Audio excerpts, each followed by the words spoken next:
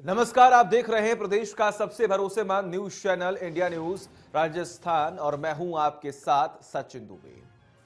आज के इस खास कार्यक्रम बड़ी बहस में हम बात करेंगे कल से विधानसभा के बजट सत्र शुरू होने से पहले जो हलचल बढ़ी है उसको लेकर गहलोत सरकार ने पूरी तैयारियां भी कर ली हैं। होटल लीला में कांग्रेस ने 2 दिन का चिंतन शिविर किया। शिविर में कांग्रेस विधायकों के साथ कई अहम मुद्दों पर चर्चा हुई। वह विधायकों से रायशुमारी भी ली गई। वही चिंतन शिविर के समापन के बाद सीएम गहलोत ने बीजेपी पर जमकर हमला बोला। सीएम गहलोत ने कहा कि आज देश में अशांति का माहौल है और देश किस दिशा में जाएगा कोई नहीं जानता। साथ ही कहा कि पीएम मोदी का बयान दुर्भाग्यपूर्ण है और वो उल्टा हम पर ही आरोप लगा रहे हैं। वही कोरोना से हुई मौतों पर नोटबंदी के दौरान हुई मौतों को लेकर कहा कि इसका कोई आंकड़ा नहीं है। इस दौरान कांग्रेस के चिंतन शिविर को लेकर पूछे गए सवालों पर कहा कि चिंतन शिविर बहुत अच्छा रहा। इस दौरान विधायकों ने खुलकर बात की और सभी ने मिलकर एकजुटता का संदेश भी दिया।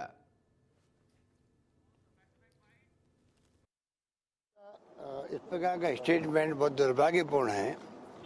जो आरोप हम लोग लगा रहे हैं कि देश में क्या हो रहा है, देश किस दिशा में जाएगा किसी को नहीं मालूम, किस दिशा में जा रहा किसी को नहीं मालूम। आज हिंसा का माहौल, अशांति का माहौल, ऐसा माहौल बन गया देश के अंदर, अविश्वास का माहौल पैदा हो गया है, तनाव का माहौल है। ये आरोप तो हमारे हैं एनडीए गवर्नमेंट पर और बीजेपी पर, आरएसएस पर। और मोदी जी उल्टा ये कह रहे हैं कि हम लोग भड़का रहे हैं, मजदूरों को भड़काने का हम लोग करेंगे।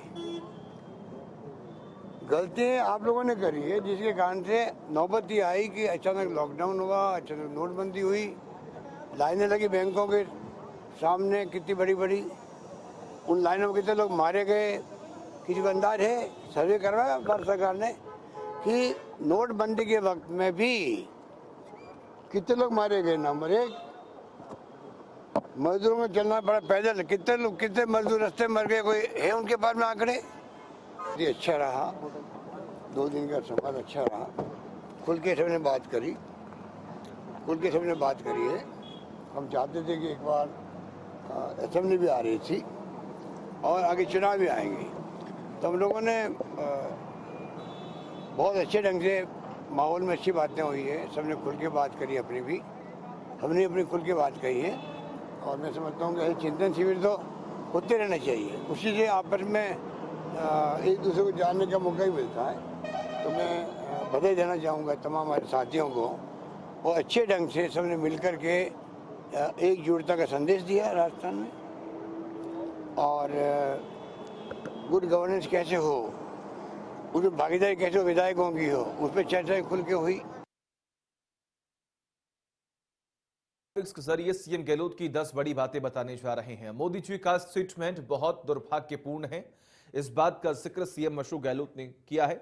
आज देश में हिंसा और अशांति का माहौल है, लेकिन वही दूसरी ओर केंद्र सरकार ये कहती है कि हमने शांति बनाकर रखी है, लॉ एंड ऑर्डर मजबूत किया है। देश में बीजेपी पर आरएसएस ने अविश्वास का माहौल बनाया है। जी हां, संघ का एक बुरा प्रभाव पड़ा है।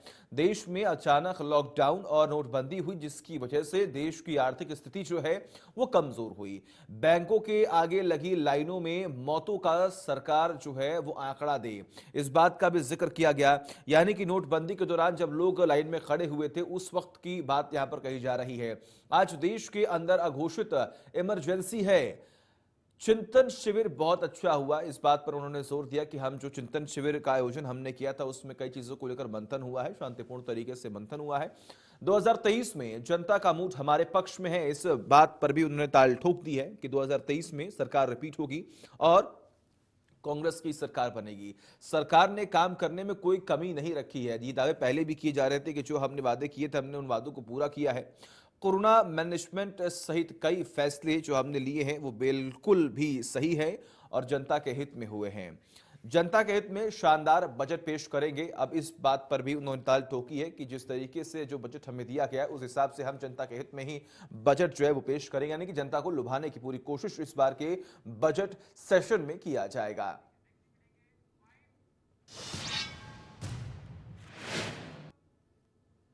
वही विधानसभा सत्र को लेकर सदन में सरकार को घेरने के लिए बीजेपी ने भी रणनीति तैयार कर ली है। विधानसभा की निपक्ष लॉबी में बीजेपी विधायक दल की बैठक हुई। बैठक में भाजपा ने सदन में रीड पेपर लीक और पूर्णिया पर हुए हमले समेत कई मुद्दों पर सरकार को घेरने के लिए रणनीति तैयार की है। मैंने कहा ना कि जब तक हाँ कार्रवाई तो स्वाभाविक बात है कि कार्रवाई होनी चाहिए और उस पर आगे क्या करेगी पार्टी तय करेगी, सरकार को पुलिस को तय करना है कि उसमें क्या एक्शन लेती है। लेकिन ये सबने दुर्भाग्यपूर्ण बताया है कि विधायक पर हमला और विधायक के साथ साथ मुख्य विपक्षी पार्टी के अध्यक्ष पर हमला ये कोई सामान्य बात नहीं है। पार्टी के विधायक दल ने इसको गंभीरता से लिया। इसी से जुड़ा वो प्रमुख मुद्दे जिसमें सभी विधायकों ने सहमति व्यक्त की है और दो प्रमुख मुद्दे हैं। पहला रिट विषय, इस रिट के मुद्दे को भारतीय जनता पार्टी तब तक नहीं छोड़ेगी जब तक सीबीआई की घोषणा सरकार नहीं कर दे। और दूसरा मुद्दा जो पार्टी के प्रदेश अध्यक्ष जी के साथ जिस तरीके का कांग्रेस के कार्यकर्ताओं ने जो व्यवहार किया वो निंदनीय है और जब तक कांग्रेस पार्टी माफी नहीं मांगे, दोषियों को गैर जमानती धाराओं के अंदर गिरफ्तार नहीं करे, तब तक भारतीय जनता पार्टी दोनों मुद्दों को सदन के अंदर उठाएगी। और वही विधायक दल की बैठक के बाद बीजेपी ने जयपुर के गांधी सर्किल पर पूर्णिया पर हुए हमले को लेकर प्रदर्शन भी किया। सतीश पूनिया, गुलाबचंद कटारिया के साथ पूर्व सीएम वसुंधरा राजे भी धरने पर शामिल हुई। वही कांग्रेस को लेकर पूर्णिया के दिए गए कथित विवादित बयान के विरोध में कांग्रेस कार्यकर्ताओं ने जयपुर के कलेक्ट्रेट सर्किल पर जमकर विरोध किया और उसी के साथ पीएम मोदी और सतीश पूनिया का पुतला भी फूका। प्रदेश भर में कांग्रेस और बीजेपी कार्यकर्ताओं ने प्रदर्शन किया। आपको कांग्रेस और बीजेपी के प्रदर्शन की कुछ तस्वीरें दिखाते हैं। पहली 4 तस्वीरों में देखिए कांग्रेस ने जिला मुख्यालयों पर प्रदर्शन किया और पहली तस्वीर में कांग्रेस कार्यकर्ताओं ने पीएम मोदी और सतीश पूनिया का पुतला जो है वो फूका।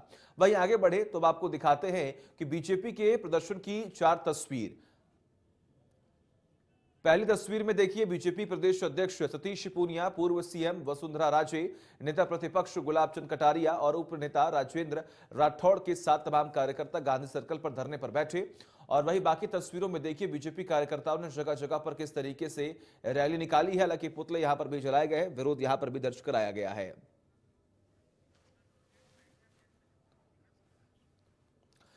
तमाम बड़े सवाल हैं, तमाम बड़े सवालों के जवाब लेंगे कि क्या इस बार विधानसभा के सत्र में, इस बजट के सत्र में किस तरीके से विपक्ष जो है वो सरकार को घेरने वाला है और सरकार क्या तैयार है, क्योंकि विपक्ष के पास कई मुद्दे हैं। उन तमाम मुद्दों पर जो सवाल किए जाएंगे क्या वो जवाब से तरीके से सरकार दे पाएगी या नहीं, तमाम बड़े सवाल हैं। डिबेट को ओपन करते हैं। हमारे साथ कुछ खास मेहमान जुड़े हुए, राजेंद्र मेघवाल जो कि कांग्रेस का पक्ष रखेंगे और वही दूसरी ओर राखी राठौड़ जो कि बीजेपी का पक्ष रखेंगे। आप दोनों का बहुत बहुत स्वागत है इंडिया न्यूज पर। राजेंद्र जी, सवाल की शुरुआत आपसे ही करते हैं। तैयारी है, सत्र की शुरुआत होने वाली है।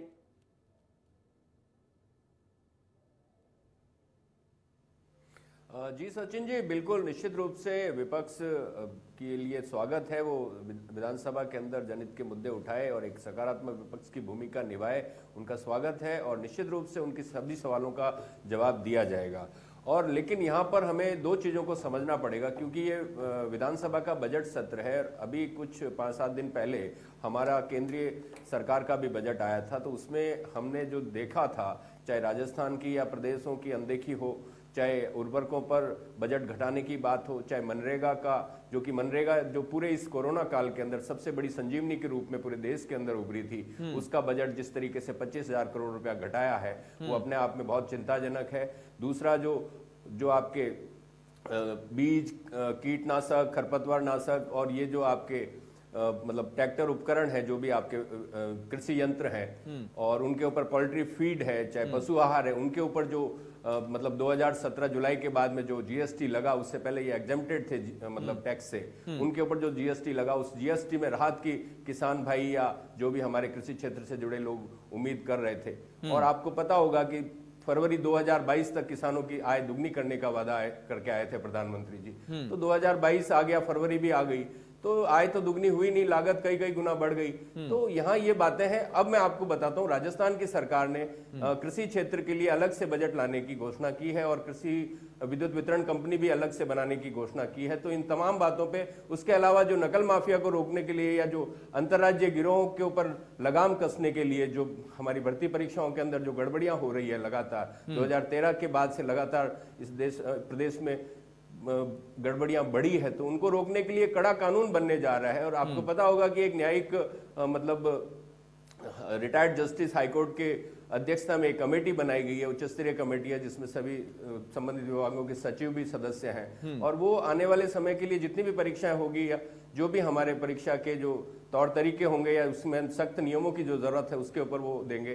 तो विपक्ष का विधानसभा के अंदर स्वागत है, वो पूरा सकारात्मक बात करे और आने वाले समय में जो कानून बनने चाहिए राजस्थान के अंदर नकल विरोधी को लेकर उसमें भी सकारात्मक सुझाव दें और पूरा का पूरा प्रदेश और जो राजस्थान के हितों की अनदेखी जो हो रही है, 25 सांसद जीतने के बाद में राज्य के हितों की बात नहीं करते, चाहे इस राजस्थान कैनाल प्रोजेक्ट की बात हो। हमें उम्मीद थी कि इस बजट के अंदर, केंद्र के बजट के अंदर परियोजना का दर्जा मिलना चाहिए था, राष्ट्रीय परियोजना का दर्जा, जो कि नहीं मिला। उसके अलावा टोंक के अंदर रेल की जो मांग थी वो नहीं मिली।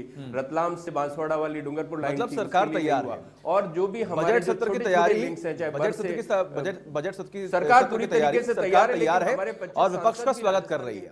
ठीक है राखी जी, मुख्यमंत्री जी ने ठीक है सर, आऊंगा मैं आपके पास। ठीक है, करने के पूरे अवसर दिए हैं। ठीक है राखी जी, विपक्ष की भूमिका अहम होती है, विपक्ष तैयार है, लेकिन सरकार यानी कि कांग्रेस ये कह रही है कि विपक्ष जो है वो मुद्दा विहीन है। मैं आपसे जानना चाहता हूं कि इस बार के सत्र में कौन कौन से वो मुद्दे होंगे जिसको प्राथमिकता के तौर पर आप सबके सामने पेश करने वाली है। देखिए सचिन जी, जिस राजस्थान में हम लोग बैठे हैं यहाँ पे हर एक दूसरा ग्रेजुएट है जिसके पास में नौकरी नहीं है। बेरोजगारी जो है वो एक बहुत बड़ा मुद्दा राजस्थान के अंदर हो रहा है। और देखा जाए तो अभी रीट परीक्षा जिस तरह से उसका आयोजन हुआ, उसके बाद किस तरह से ये लोग अडामेंट हुए, ये मानने को तैयार नहीं हुए कि रीट परीक्षा जो है उसके पेपर आउट हुआ है। यहाँ तक कि शिक्षा मंत्री जो उस समय थे उन्होंने कहा कि जो भी ये कहे कि रीट परीक्षा का पेपर लीक हुआ है उसे गिरफ्तार कर लिया जाए। तो इस तरह की तानाशाही भरी जो बात इन्होंने कही और 4 महीने बाद में जो बात पहले ही भारतीय जनता पार्टी ने कह दी थी कि रीट का पर्चा जो है वो शिक्षा संकुल से बाहर हुआ है और वही बात एसओजी की जांच में भी आया। देखिए क्या है, सबसे बड़ा मुद्दा जो है वो रीट की परीक्षा है, जिसके लिए मुख्यमंत्री जी ने खुद बैठक ली, खुद ग्राउंड लेवल पर आए, लेकिन हुआ क्या, रिजल्ट निकला 0। यानी प्रशासन पे कोई कंट्रोल नहीं। और देखिए मुख्य तौर पर बात यह है कि जो राजीव गांधी स्टडी सर्कल के लोगों का इसमें इन्वॉल्वमेंट है, जिसके चेयरमैन जो है वो खुद मुख्यमंत्री है, जिनके स्टेट कोऑर्डिनेटर इनके मंत्री हैं, तो उन लोगों को एसओजी पकड़ पाएगी, उन पर हाथ डाल पाएगी, ऐसा संभव नहीं है। और इसीलिए भारतीय जनता पार्टी ये चाहती है कि सीबीआई जांच के माध्यम से दूध का दूध और पानी का पानी हो। जिसने भी रीट परीक्षा के अंदर धांधली की है उसका पर्चा, उसका सामने बात आए। लेकिन सरकार जो है जैसे कि अडामेंट स्टार्टिंग में थी, लेकिन अभी तक भी उसी बात पे अड़ी हुई है। आप देखिए कि सरकार ने शुरू में ये कहा कि पर्चा लीक नहीं हुआ, अब जब पर्चा लीक हुआ तो नैतिकता के नाते कम से कम सीबीआई जांच करानी चाहिए। और मुख्यमंत्री जी बार बार कहते हैं कि हर गलती कीमत मांगती है। आज कीमत मांग रही है आपके मंत्री की, आज कीमत मांग रही है कांग्रेस सरकार की, जो उन्होंने फेलियर राजस्थान के बेरोजगारों के साथ में जो धोखा किया है, वो बात जो है वो हम सदन से लेकर के सड़क तक उठाएंगे। दूसरी बात देखिए, किसानों की बहुत बड़ी बड़ी बातें ये कर रहे थे। अभी आपने सचिन जी देखा कि दौसा के अंदर किसानों की जमीन जो है वो नीलाम हुई। आने से पहले इन्होंने कहा था कि हम कर्ज माफी करेंगे, कर्ज माफी करेंगे, लेकिन अपनी हर जो भी बात इनकी जो घोषणा पत्र है उसमें मुख्य पॉइंट ये था कि किसानों की कर्ज माफी की जाएगी, लेकिन कर्ज माफी नहीं की। गंगानगर के अंदर किसानों ने आत्महत्या की और उन्हें पॉइंट आउट किया कि अशोक गहलोत जी जिम्मेदार हैं इस बात के लिए, क्योंकि उन्होंने सरकार में आने से पहले और इनके युवराज ने 1 से लेकर 10 तक की गिनती गिनी थी। लेकिन ये सरकार का फेलियर है कि वो किसानों के हितैषी होने की बात तो करते हैं लेकिन काम नहीं करते। मैं पूछना चाहती हूँ इनसे कि अगर किसानों के इतने हितैषी हैं तो बीज निगम का अभी तक गठन क्यों नहीं हुआ, किसान आयोग अब तक गठन क्यों नहीं हुआ, मंडियों के अंदर किसान कलेवा योजना थी जिसको जो कि वसुंधरा सरकार ने स्टार्ट की थी, आपने आंखें बंद क्यों करा दी। तो किसानों की बात सिर्फ और सिर्फ हवा में कहने से कुछ नहीं होता है। कांग्रेस जो हमेशा करती आई है, ग्राउंड लेवल पे अगर काम करके किसानों की बात तो लगातार शुरुआत से ही तमाम पार्टियां करती आ रही हैं, वादे बहुत किए जाते हैं। अभी सुना आपने मेघवाल साहब ने इस बात का जिक्र किया कि आप जब सत्ता में आए, जब आप केंद्र में आए थे तो आप इसीलिए आए थे क्योंकि आपने कहा था कि करप्शन जो है वो खत्म होगा, ब्लैक मनी जो है वापस आएगी और जो किसान है उनकी आय दोगुनी होगी। क्या किसानों की आय दोगुनी हुई, और हुई तो कैसे हुई, जवाब दीजिए आप राखी जी।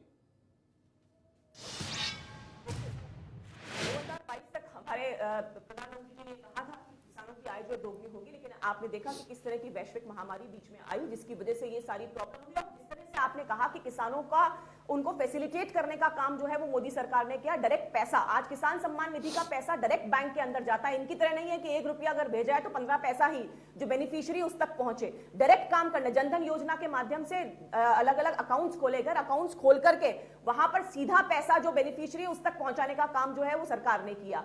साथ ही देखिए, आज एमएसपी की अगर बात करें तो कंपेयर कीजिए, आप कंपेयर कीजिए कि जब यूपीए गवर्नमेंट थी और एनडीए गवर्नमेंट है, इसके बीच में एमएसपी में कितना ज्यादा फर्क आ गया है। तो सरकार के लगातार ये प्रयास है कि किसानों को आगे सबल मिले, आगे बढ़ने का प्रयास करें। और मैं तो साफ साफ पूछना चाहती हूं सचिन जी, अगर इनकी पॉलिसीज बहुत अच्छी थी तो 70 सालों के अंदर ऐसा क्यों हुआ कि किसान और गरीब होता गया? अगर बहुत अच्छा काम कांग्रेस ने किया किसानों के लिए, तो क्यों ऐसा हुआ कि किसान आज भी आत्महत्या करने को मजबूर है? यानी कहीं ना कहीं पॉलिसीज में प्रॉब्लम थी, जिसकी वजह से ग्राउंड लेवल पर काम नहीं हुआ और किसानों को जो बेनिफिट मिलना चाहिए था वो बेनिफिट नहीं मिल पाया। ठीक है, ये बात ये लोग एक्सेप्ट करेंगे नहीं, और इनका ये जो कार्यशैली है वो राजस्थान में नजर आ रही है। ठीक है। तो पूछना चाहती हूं मेघवाल जी से कि आप बताइए, आपने राजस्थान के अंदर कांग्रेस ने किसानों के लिए क्या किया, ये पर्टिकुलर बात बताइए ना। आपकी सरकार भी 3 साल हो गई ठीक है, पॉइंट टू पॉइंट आगे बढ़ते हैं, पॉइंट टू पॉइंट आगे बढ़ते हैं। आपने सवाल किया, जवाब भी लेते हैं। मेघवाल जी, आपकी पार्टी ये कह रही थी कि देखिए विपक्ष के पास मुद्दा नहीं है, मुद्दा तो मुद्दे की फहरिस्त जो है वो राखी जी ने जारी कर दी।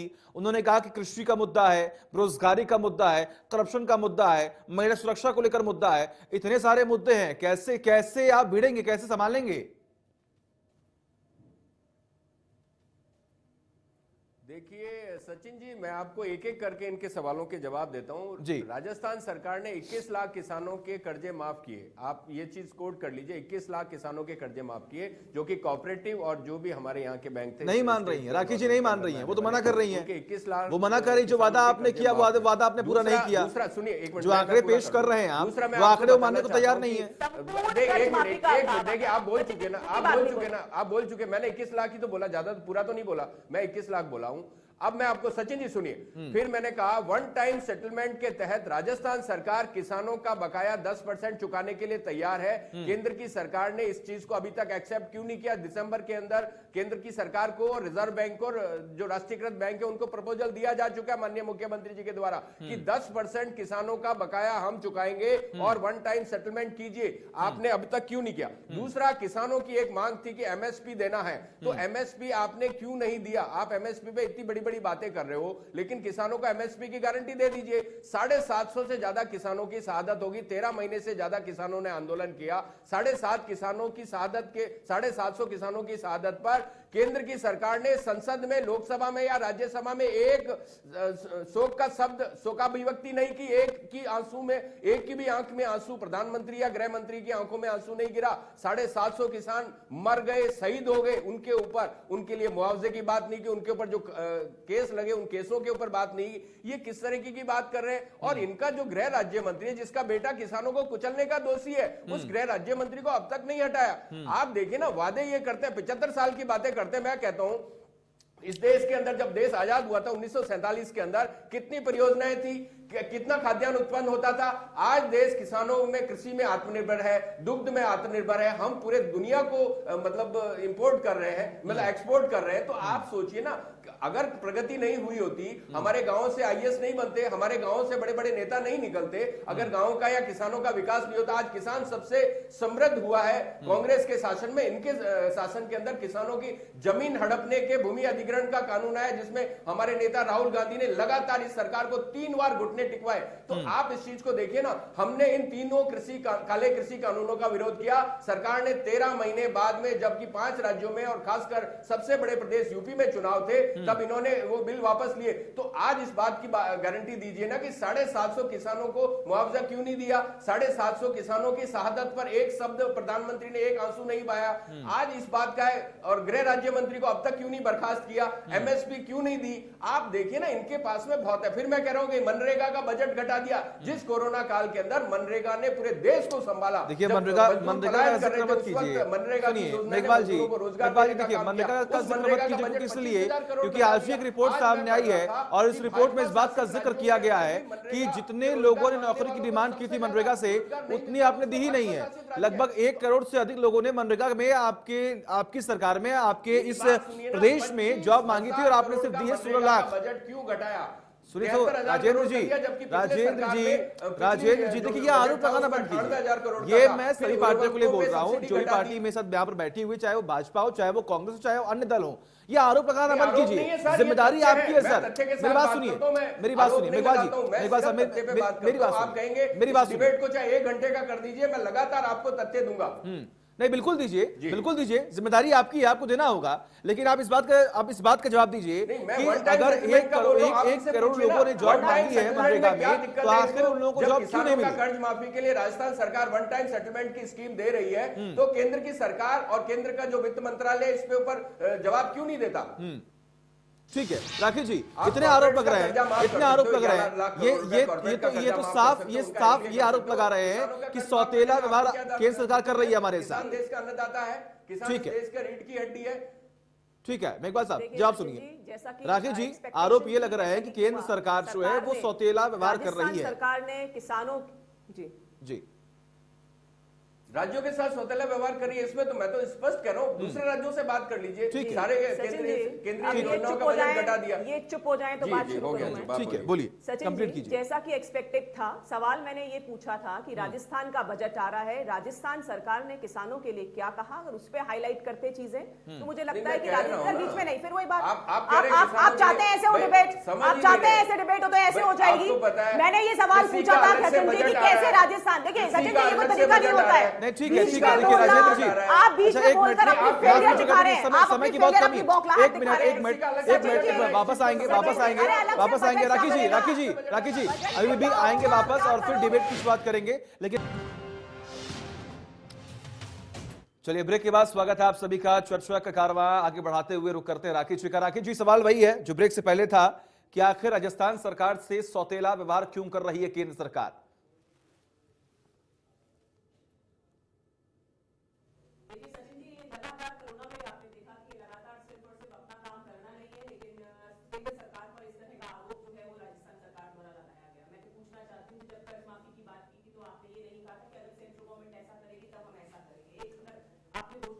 हो कांग्रेस का तो फर्स्ट पेज पे लिखा हुआ है कि संपूर्ण कर्ज माफी की इन्होंने बात की थी बिना किसी टर्म्स एंड कंडीशन के। इन्होंने वही काम किया जैसे कि बेरोजगारों को भत्ता देने के लिए अभी कुछ टर्म्स कंडीशन लगा दी तो इनके पास में लोग नहीं आए, और ऐसे ही कर्ज माफी के लिए सिर्फ फेस सेविंग के लिए ये इस तरह की बात कर रहे हैं केंद्र सरकार पर, जो जिस तरह का ये आरोप लगा रहे हैं या जिस तरह की वहां से डिमांड कर रहे हैं। देखिए मोटी बात ये है सचिन जी कि अगर आप सरकार में आए हैं, किसी वादे के साथ में आए हैं, तो आपको 3 साल निकलने के बाद भी बहुत सारे ऐसे बिंदु होने चाहिए जो आप बता सके यहाँ पर कि हमने किसानों के लिए ये कहा। कब तक आप ये बात करते रहेंगे कि हम सेंट्रल गवर्नमेंट, अगर हमने कर लिया तो हमारी रिस्पॉन्सिबिलिटी और कोई नहीं कर पाए तो सेंट्रल गवर्नमेंट की बात कर लो। तो ये जनता समझ चुकी है 3 साल का समय बहुत बड़ा समय होता है जिसके अंदर आप काम कर सकते हैं। और राजेंद्र जी का आप स्टेटमेंट सुन लीजिए, उन्होंने पूरे स्टेटमेंट के अंदर राजस्थान सरकार ने क्या किया किसानों के लिए इस बारे में एक शब्द भी नहीं बोला, क्योंकि कुछ किया ही नहीं है। जब कुछ किया ही नहीं है तो क्यों हम ऐसी बात करेंगे कि किसान जो है हितैषी ये लोग होंगे। मैंने आपको बताया बहुत सारे आयोगों का गठन, जिनका गठन इनको इजी करने के लिए किया गया था, लेकिन ऐसा हुआ नहीं। और अभी बहुत बड़ी बड़ी बातें कर रहे थे, हरित क्रांति, ये क्रांति, क्रांतियां हुई, लेकिन जो एक्चुअल लेवल पर बेनिफिट पहुंचना चाहिए था, सचिन जी मैं पूछना चाहती हूँ क्या वो पहुंचा? अगर वो पहुंचा होता तो क्या आज 70 सालों के बाद भी किसानों की स्थिति इतनी खराब होती क्या? उनका ये बात ये लोग accept सवाल नहीं भी तो करेंगे। बिल्कुल और सही इसके अलावा है, देखिए, उनका सवाल भी तो बिल्कुल सही है। उन्होंने इस बात पर जोर दिया कि लगभग 1 साल तक किसान आंदोलन चला, 700 किसान जो हैं वहां पर उनकी मौत हुई, जिन्हें शहीदों का दर्जा दिए जाने की बात लगातार कही जा रही है, जिनके खिलाफ केस दर्ज किए, क्या उससे अभी तक हटाया गया? हरियाणा में हटाने की बात कही जा रही है, उत्तर प्रदेश का दावा किया गया था। तो आरोप तो आपके ऊपर भी लग रहे हैं कि अगर आप किसानों के इतने हितैषी हैं तो आखिर 1 साल तक क्यों आंदोलन चलने दिया? अगर क्यों किसानों के जीवन के साथ खिलवाड़ किया? जी सचिन जी, जब प्रधानमंत्री मोदी जी ने इन सारे जो कानून, कृषि कानून है, इनको वापस लिया, इन्होंने ये साफ बात कही कि जो हम चाहते थे किसानों के लिए वो हम उनको एक्सप्रेस नहीं कर पाए। आप बताइए उन कृषि के कानूनों के अंदर ऐसी क्या प्रॉब्लम थी कि अगर आप मुझे बाउंड करते हो, आज मैं कोई भी सामान अपना प्रोडक्शन करती हूँ तो मैं हिंदुस्तान में क्या विदेश में भी कहीं भी बेच सकती हूँ, क्यों हम किसानों को बाउंड करते हैं कि वो मंडियों में जाकर के बेचे? और अगर पुरानी पॉलिसीज अच्छी होती तो क्यों ऐसा होता कि किसानों की स्थिति आज खराब हुई? प्रॉब्लम क्या है? जो बिचौलिए हैं, बिचौलियों की प्रॉब्लम है, वो लेते हैं यहाँ से राकेश जी, सामान, ये आप मुझे मत समझाइए ना, ये आप मुझे मत समझाइए। ये जिसको समझाना था आपने आप वहां पर फेल हो गए, और इसीलिए कहीं ना कहीं पीएम नरेंद्र मोदी को आना पड़ा और उन्होंने इस बात का ऐलान किया कि हम तीनों कृषि कानून को वापस लेते हैं। ये आप मानते हैं कि ये आपका एक फेल्योर था? जी ठीक है, मेघवाल साहब, जी, लगातार रोजगार इसके लिए रोजगार भी की देखिए, बात हो रही है प्रयास कि था, आप प्रयास था। देखिए सचिन जी, एक प्रयास था कि किसानों, सचिन जी, एक प्रयास था जिससे कि किसानों को हम आगे लेके जा सके। मैं फिर वही बात कहूंगी, अगर पुरानी चीजें इतनी अच्छी थी तो उसी को कंटिन्यू कर ले, और उसी को कंटिन्यू कर ले तो किसानों की स्थिति क्यों खराब होती जा रही है? लगातार मोदी सरकार ने ये काम करने का प्रयास किया, एमएसपी बढ़ाने के माध्यम से, किसान सम्मान निधि बढ़ाने से, इन सब काम करके उन्होंने क्या किया, किसानों को आगे अपलिफ्ट करने का काम किया। और उसी के क्रम में ये कृषि कानून लाके, क्योंकि क्या प्रयास तो करने पड़ेंगे ना सचिन जी, आपको, आप घर बैठे तो काम कर नहीं सकते, आपको कोशिश तो करनी पड़ेगी। और बड़ी लॉजिकल सी बात है ये वाली कि कृषि, आप भी मानेंगे इस बात को कि कहीं पे भी बेचने का अधिकार जो है वो किसानों को होना चाहिए। और इस पूरे क्रम के अंदर जो बिचौलिए हैं उनकी जो है प्रॉब्लम हुई, उसकी वजह से प्रॉब्लम हुई। अदरवाइज किसानों को बेनिफिट अगर होता तो पुरानी पॉलिसी से भी होता। और 2013 के घोषणा पत्र के अंदर इन्होंने भी, कांग्रेस सरकार ने भी 19 के अंदर भी ये माना था कि इस तरह के एमएसपी जो एपीएमसी एक्ट है ये खत्म होना चाहिए, किसानों को छूट नहीं, लेकिन चाहिए। एक बात तो साफ हो गई है, बार-बार पलटते हैं ठीक उस है, बात पे लिए, ये ठीक नहीं है। तो ठीक एक है, अलग लेकिन मुद्दा एक है। बात तो ये साफ हो गई लेकिन है, एक प्रयास था सचिन जी, जी। मैं तो पूछ लूं, आज राजस्थान बजट की बात हो रही है तो बजट में पूछिए ना। जब नहीं, बिल्कुल राजस्थान की बिल्कुल, बात सवाल मेरा सचिन जी वही है, मैं आगे बढ़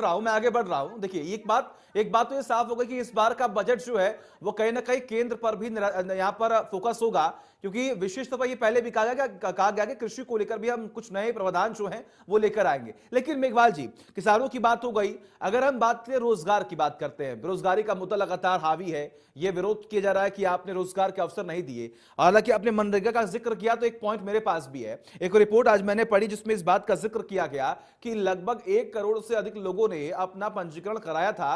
राजस्थान की बात कर रहा हूं सिर्फ मैं, अभी केंद्र पर भी आऊंगा, राखी जी आप भी तैयार रहिएगा जवाब के लिए। लेकिन उसमें से सिर्फ 16 लाख लोगों को नौकरी मिली। आखिर इसकी जवाबदेही किसकी होगी? और आखिर ये जो बेरोजगार है, क्या ये अब क्या करेंगे?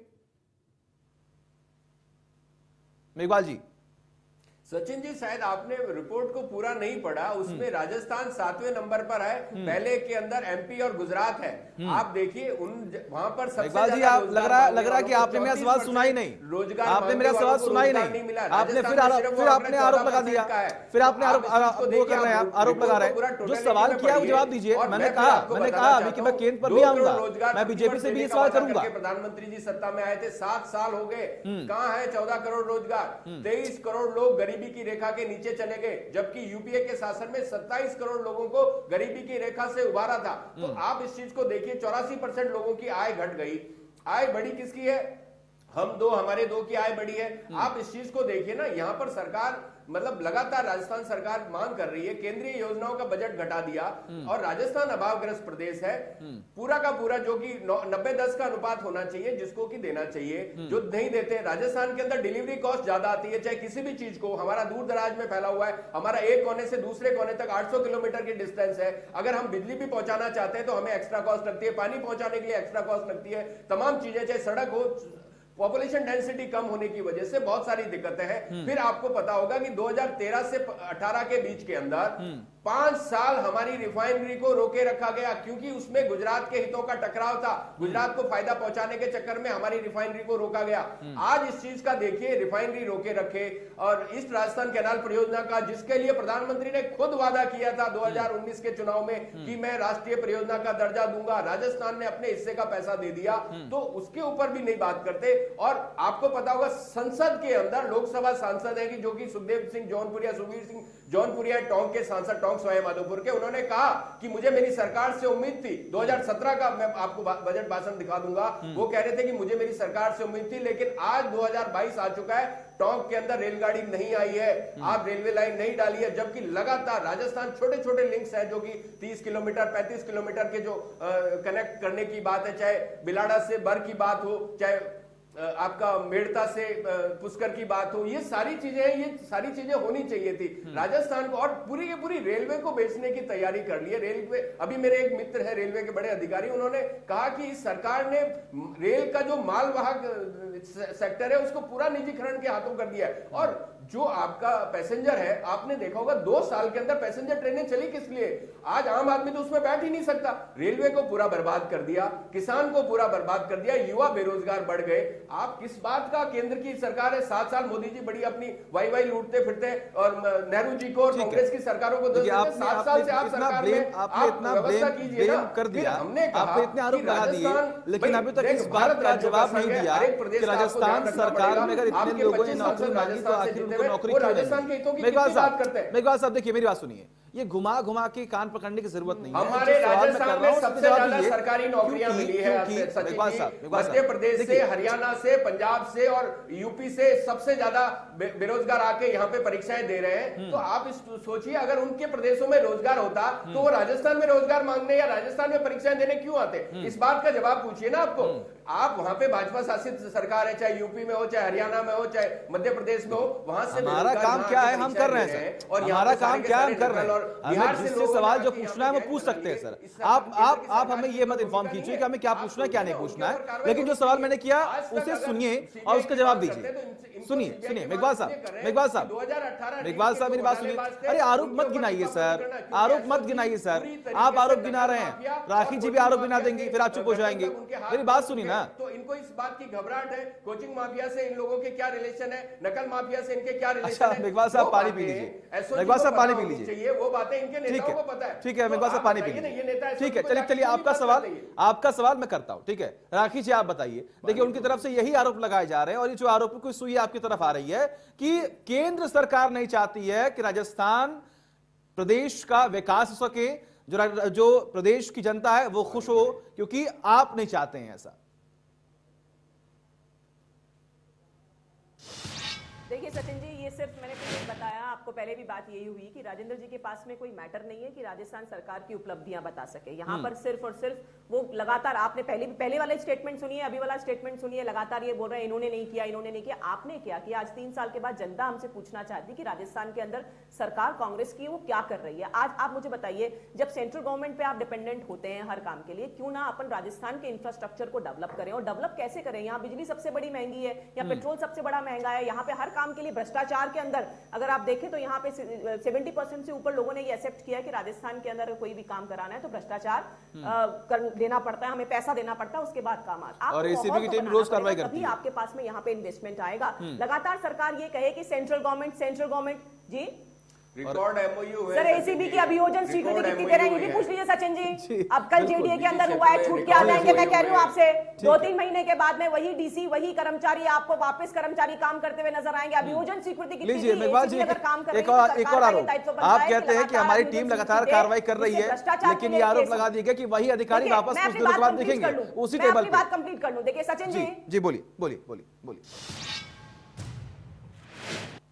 जी बोलिए राखी जी। देखिए सचिन जी, मैं पहले अपनी कंप्लीट कर लूं बात। तो देखिए जहां तक देखिए माहौल देने की बात है, राजस्थान जब तक अपना पूरा माहौल नहीं देगा तब तक यहां पर डेवलपमेंट होगा नहीं। लगातार इनके जो मुख्यमंत्री हैं वो अपनी सीट बचाने का काम कर रहे थे। जनता ने देखा ये बात कि 99 के फेर में जिस तरह से कांग्रेस सरकार अटकी, इन्होंने सिर्फ और सिर्फ अपने विधायकों को राजी रखने के लिए, उनको नियुक्तियां देने के लिए, उनको राजी रखने का काम किया। जनहित के काम से कोई सरोकार इनको नहीं रहा। जहां तक कानून व्यवस्था की बात है, आप खुद देखते हैं कि अगर आंकड़े देखेंगे तो लगातार जो है महिलाओं के प्रति जो दुष्कर्म की बात है, एनसीआरबी की रिपोर्ट में लगातार हम टॉप कर रहे हैं। तो इस तरह के जो आंकड़े, और हम कैसे राजस्थान की बात कर रहे हैं जिसका बैकग्राउंड ऐसा नहीं था, एक शांत प्रदेश के रूप में राजस्थान की पहचान हमेशा रही। लेकिन इस सरकार के आने के बाद से देखिए आप, देश के अंदर जब राजस्थान की बात होती है तो अवैध हथियार रखने के बारे में बात होती है, भ्रष्टाचार के बारे में बात होती है, कानून व्यवस्था खराब होने की बात होती है, और बेरोजगारी के बारे में बात होती है। इस बारे में अगर मेघवाल जी से बात करेंगे तो वो इस बारे में कोई बात नहीं बताएंगे कि सरकार ने क्या किया। ये क्या रट रट के आते हैं यही बात की सेंट्रल बोलना और कुछ नहीं बोलना है। अपन ने क्या किया वो बताइए। मैं तो बता रही हूं ना, किसान सम्मान निधि से बढ़ाया, एमएसपी बढ़ाया। आज बाजरे की देखिए, बाजरा एक बहुत बड़ा इंपॉर्टेंट रोल है। बाजरा बहुत इंपॉर्टेंट यहाँ का प्रोडक्शन है, लेकिन अभी भी एमएसपी के लिए सरकार ने यहाँ से लेटर नहीं भेजा है। ठीक है राखी जी, एक सवाल, बेरोजगारी को लेकर तो आप पर भी तमाम आरोप लगते हैं। आपने इस बात का जिक्र किया था कि हम इतने लाख नौकरी लाएंगे, हम इतने करोड़ नौकरी देंगे। एक बार फिर से आपने वादा किया कि हम 60 लाख नौकरी देंगे। ये नौकरी आएगी तो कहां से आएगी जब निवेश ही नहीं होगा? देखिए सचिन जी, मैं आपका स्टेटमेंट एक बार ठीक कर दूं। हम लोगों ने नौकरियों का डिस्कस नहीं हुआ था, नौकरी नहीं, रोजगार के अवसर प्रदान करने की बात की, और वो काम जो है वो बजट के माध्यम से कर रहे हैं। पूरे बजट के अंदर देखें तो 110 लाख करोड़ रुपए जो है वो इंफ्रास्ट्रक्चर के अंदर इन्वेस्ट करके सरकार ने ये प्रयास किया है कि बेरोजगारी दर को आपने देखा एग्जीक्यूशन कब होगा मैम? देखिए प्लानिंग लगातार की जाती है, अनाउंसमेंट होती है, एग्जीक्यूशन कब होगा? बात तो पूरी कर लूं अपनी। ठीक है जी जी एग्जीक्यूशन क्यों नहीं है? आज देखिए, आज 25,000 किलोमीटर से ऊपर का जो अनाउंसमेंट हुआ, उससे पहले भी हमने देखा कि यूपी के अंदर दिल्ली मुंबई कॉरिडोर जो उसका काम कंप्लीट होने वाला है, जिसमें राजस्थान भी इंक्लूड होगा। तो इंफ्रास्ट्रक्चर डेवलपमेंट लोगों के सामने है। और ये बताइए सचिन जी, आज अर्थव्यवस्था को सुधार करने के लिए सबसे पहली आवश्यकता किस चीज की थी? वैक्सीनेशन की। और वैक्सीनेशन ड्राइव अगर मैं कहूं तो तीसरी लहर के अंदर आज अगर आपके यहाँ पर हम यहाँ पे ऑफिस में बैठे हैं तो इसी वजह से बैठे हैं कि वैक्सीनेटेड हैं। अगर वैक्सीन नहीं लगी होती तो आज ये वाली हमारा जो डिबेट होता वो भी घर से ही कर पाते हैं हम। तो सबसे बड़ा काम जो है वो फ्री वैक्सीनेशन ड्राइव चलाना, 165 करोड़ से ऊपर के लोगों को वैक्सीन लगाना, उनको फ्री वैक्सीनेशन देना, ये बहुत बड़ा काम था। और इसमें बहुत बड़ा, साथ ही 80 करोड़ लोगों को 2 साल तक लगातार अनाज धान प्रोवाइड कराना। सेंट्रल गवर्नमेंट में देखिए ये प्रॉब्लम सभी जगह है। अगर आप देखेंगे बाकी देशों के अंदर तो उन देशों से बेहतर स्थिति से आया। और मुझे गर्व ये कहते हुए कि इस समय नेतृत्व जो है वो आदरणीय मोदी जी का था। कोई सोच नहीं सकता कि अगर राहुल गांधी या मनमोहन सिंह जी जैसा कोई अगर नेता होता और कोरोना जैसी कोई प्रॉब्लम आ जाती तो हमारे देश के जो लोग हैं वो नहीं रहते। क्योंकि आपने देखा कि पहले भी जब भी कभी कोई महामारी आई है तो 40-40 साल तक हम उसको इरेडिकेट नहीं कर पाए। कई सालों तक हमको उसकी दवाई नहीं मिल पाई। हमें दवाई कब मिलती थी? जब WHO उस दवाई को फ्री कर दे दिया किया करता था। आज इस गर्व है मुझे इस भारत देश के ऊपर कि हमने अपनी प्रोडक्शन कही हुई जो वैक्सीन थी वो लगा करके देश को कोरोना जैसी महामारी से काफी हद तक बाहर निकालने का काम किया है। और जब अर्थव्यवस्था, जब ये चीजें होगी तो हर फील्ड के अंदर काम चालू होगा और निश्चित तौर पे पॉजिटिव रिजल्ट्स आएंगे। ठीक है मेघवाल साहब, एग्जीक्यूशन हो रहा है, प्लानिंग हो रही है, हम लगातार काम कर रहे हैं, केंद्र सरकार किसी से कोई भेदभाव नहीं कर रही है। यानी कि सीधा आरोप यह है कि प्रदेश की सरकार ही नहीं चाहती है कि प्रदेश की जनता खुश हो।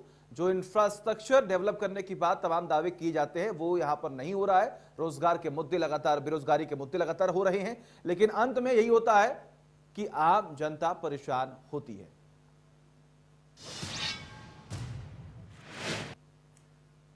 सचिन जी, मोदी जी इस देश के पहले प्रधानमंत्री हैं जिनके शासनकाल में एक भी PSU यानी सरकारी क्षेत्र का उपक्रम नहीं बना, लेकिन 23 PSU उन्होंने बंद कर दिए। ये सबसे बड़ा, उन्होंने बेच दिए 23 PSU, जबकि देश के पूरे सभी प्रधानमंत्री के कार्यकाल में कुछ ना कुछ PSU बने थे। लेकिन मोदी जी एक ऐसे निराले प्रधानमंत्री हैं जिनके शासन में एक भी PSU नहीं बना और 23 PSU बंद हो गए यानी बेच दिए। 25,000 करोड़ का 25,000 किलोमीटर का हाईवे जो है इन्होंने अपने प्राइवेट पार्टनर्स को दे दिया। सरकार इन्वेस्टमेंट करके बनाती है और वो हाईवे उनको प्राइवेट पार्टनर्स को दे दिया जाता है। ये कैसा विकास हो रहा है मुझे समझ में नहीं आता। रेल पूरा बेच दिया, फ्रेट कॉरिडोर सारे बेच दिए, एयरपोर्ट सारे बेच दिए, हाईवे सारे बेच दिए, रेलवे ट्रैक सारे बेच दिए, पोर्ट्स बेच दिए, हवाई अड्डे बेच दिए। अब क्या बचा इस देश में? PSU सारे बेच दिए। रक्षा क्षेत्र जो सबसे बड़ा स्ट्रेटेजिक क्षेत्र होता था, गोपनीयता की बात होती थी, रक्षा क्षेत्र को भी FDI के अंदर लेके आ गए। अरे भाई कैसी सरकार चल रही है? पूरा देश बेचने के आमादा है और ये बड़ी बड़ी बातें कर रहे हैं कि नहीं मोदी जी ऐसे, मोदी जी। अरे 2,000 रुपया हर 3 महीने में या 4 महीने में आप किसान को देखे, क्या किसान को खरीद लिया? किसान की आय दुगनी करने की बात हुई थी, 2,000 रुपए देने की बात नहीं हुई थी। आप देखिए इस बात को, आपको किसानों की आय दुगनी करनी पड़ेगी, किसानों की आय दुगनी करनी पड़ेगी। अब मौका है राजस्थान का, बताएं आप राजस्थान में आपने क्या किया? आपको राजस्थान के अंदर बता देता हूँ। राजस्थान के अंदर 3 सालों के अंदर, सचिन जी सुनिए, राजस्थान के अंदर 3 सालों के अंदर मतलब किसानों को टैरिफ सब्सिडी के ऊपर 41,000 करोड़ की सब्सिडी दी गई है। मैं फिर कोट कर रहा हूं, कोट कर लीजिए, 41,000 करोड़ की टैरिफ सब्सिडी बिजली के बिलों में दी गई है। किसानों के लिए योजना लेके आए, उसके अंदर पूरा का, अरे काय का झूठ, आप चैलेंज कीजिए ना, आप चैलेंज कीजिए ना, आपके पास में कुछ है नहीं आंकड़ा किसानों के लिए। 5 सालों के अंदर, 5 सालों के अंदर मैं डिबेट में नहीं आऊंगा अगर ये आंकड़ा झूठ होगा। आप इनसे पूछिए, ठीक है, देखिए ठीक है, उनकी बात सुन लीजिए, राकेश जी उनकी बात सुन लीजिए पहले। ठीक है, मैं आपको मौका दूंगा। ठीक है, अरे आप पढ़ के नहीं आए राजेंद्र जी, आप पढ़ के नहीं आए, आप हमारा 2.5 साल तक घोषणा पत्र। चलिए ठीक है, माफ कीजिएगा, समय की बहुत कमी है, समय की बहुत कमी है। राकेश जी माफ कीजिएगा, बहुत बहुत शुक्रिया आपका। मेघवाल साहब आपका भी बहुत बहुत शुक्रिया अपना कीमती वक्त देने के लिए और इस बड़ी बहस का हिस्सा बनने के लिए। तमाम बड़े वादे तो किए जाते हैं, लेकिन आखिर जमीनी स्तर पर काम क्यों नहीं हो पाता, इस पर आज हमने बात की। जो बजट सत्र शुरू होने वाला है उसमें कौन कौन से मुद्दे होंगे जिसको लेकर विपक्ष हावी होगा, लेकिन बड़ी बात यह है कि किसानों की आय दोगुनी होनी चाहिए। जो बेरोजगारी लगातार बढ़ रही है, रोजगार मिलना चाहिए, क्योंकि सरकार सिर्फ और सिर्फ जिम्मेदार है और कहीं ना कहीं जनता को उम्मीदें भी सरकार से होती है। एक ब्रेक।